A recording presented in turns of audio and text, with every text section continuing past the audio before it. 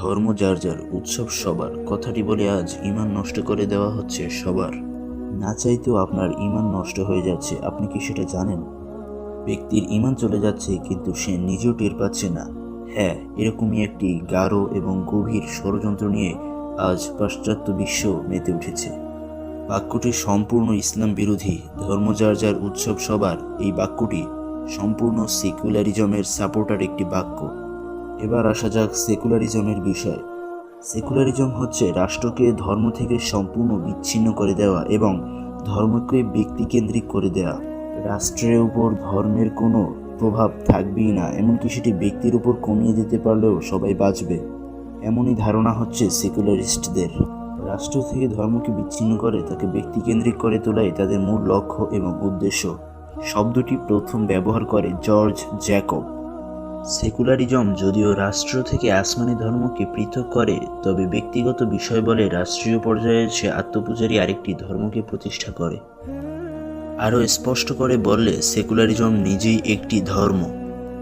এই ধর্মের শরীয়ত কিংবা সাংবিধানিক মাপকাঠি হলো হিউম্যানিজম। এই ধর্মের প্রভু হলো মানুষ এবং জ্ঞানের উৎস হলো আকল। সেকুলারিজম নিজেই একটি ধর্মীয় অথরিটি সংরক্ষণ করে, সে অন্যান্য ধর্মের উপর তার কর্তৃত্ব প্রতিষ্ঠা করে। সকল ধর্মীয় অনুশাসনকে সে নিজস্ব মাপকাঠিতে মূল্যায়ন করে। তার নিজস্ব বৈধতার ধারণার সাথে সাংঘর্ষিক যে কোনো বিষয়ে সে বেআইনি এবং বাতিল করে দিতে পারে। মোট কথা, একটি ধর্মের ফুল কনসেপ্ট সেকুলারিজমে বিদ্যমান রয়েছে। সুতরাং বলতে হবে সেকুলারিজম কখনোই ধর্মনিরপেক্ষতা নয়, বরং সে নিজেই একটি ধর্ম।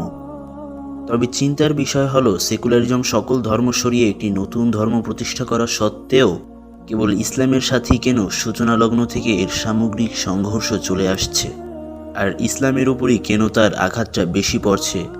এর প্রধান কারণ তো তাই যা রাসূল সাল্লাল্লাহু আলাইহি ওয়াসাল্লাম 1400 বছর আগে বলেছেন, ওয়াল কুফরু মিল্লাতুন ওয়াহিদা, অর্থাৎ ইসলামের বিরুদ্ধে সমস্ত কুফরি শক্তি একজোট। তবে এরও একটি অন্তর্নিহিত কারণ রয়েছে, কারণ ইসলাম ব্যতীত সকল ধর্মই পক্ষপাত দুষ্ট এবং তাদের ভিতর কোনো না কোনো ফাঁকা স্থান আছে এবং তাদের ভিতর সম্পূর্ণ শরীয়ত এবং আইন নেই, যা মানবিক ত্রুটি থেকে সম্পূর্ণ ঊর্ধ্বে। ব্যক্তিগত কিছু দৃষ্টিভঙ্গির মাঝেই সেই ধর্মগুলো সীমাবদ্ধ। ব্যাপকভাবে সামাজিক এবং রাষ্ট্রীয় পর্যায়ের বিধান শূন্য। ফলে সেই শূন্যস্থান কোনো প্রকার সংঘর্ষ ছাড়াই পাশ্চাত্য সভ্যতা পূরণ করে নিয়েছে। পক্ষান্তরে ইসলাম একটি পূর্ণাঙ্গ জীবন ব্যবস্থা। জীবনের প্রতি ক্ষেত্রেই ইসলামের দিক নির্দেশনা রয়েছে, এখানে শূন্যস্থান বলতে কিছুই নেই, যার দরুন পাশ্চাত্য সভ্যতার কোনো কিছু এখানে অনুপ্রবেশ করতে হলে শূন্যস্থান তৈরি করে নিতে হবে। আর কোনো ভরাট জায়গায় শূন্যস্থান তৈরি করতে গেলেই সংঘর্ষ, মারামারি ও কাটাকাটির ব্যাপার চলে আসে। কোপটা তাই ইসলামের উপরই বেশি পড়ে। তাছাড়া পাশ্চাত্যের প্রতিটি দৃষ্টিভঙ্গির সাথেই ইসলামের ঐতিহাসিক এবং আদর্শিক দ্বন্দ্ব রয়েছে। মূলত পৃথিবীতে নিরপেক্ষতা বলতে কোনো কিছুর অস্তিত্ব নেই। প্রত্যেকেই যে কোনো একটা মাপকাঠির অধীনে সিদ্ধান্ত প্রদান করে থাকে। এই অর্থে যারা নিজেদের নিরপেক্ষ দাবি করে তারা যেন সমস্ত উসুল থেকে বেরিয়ে শূন্যে অবস্থান করছে। এটা আত্মপ্রবঞ্চনা ছাড়া কিছুই নয়। দুনিয়ায় এমন কোনো অবস্থান নেই যা নিরপেক্ষ হতে পারে। উদাহরণ থেকে বলতে পারি, আমি অমুক বিষয়ে মুসলিম না হয়ে নিরপেক্ষ অবস্থান থেকে চিন্তা করব।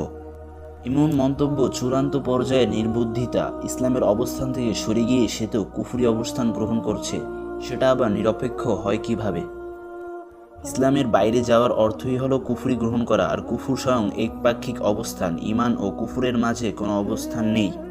ইমামগণ বহু আগেই এ অবস্থান নাকচ করে গেছেন। সেকুলারিজম যদি সত্যিই নিরপেক্ষ হয়ে থাকে, তাহলে কেন আজ মুসলমানদের ওপর এত অত্যাচার তারা নিশ্চুপভাবে সয়ে নিচ্ছে? কেন তারা মুসলমানদেরকে মানুষ হিসেবে মনে করছে না?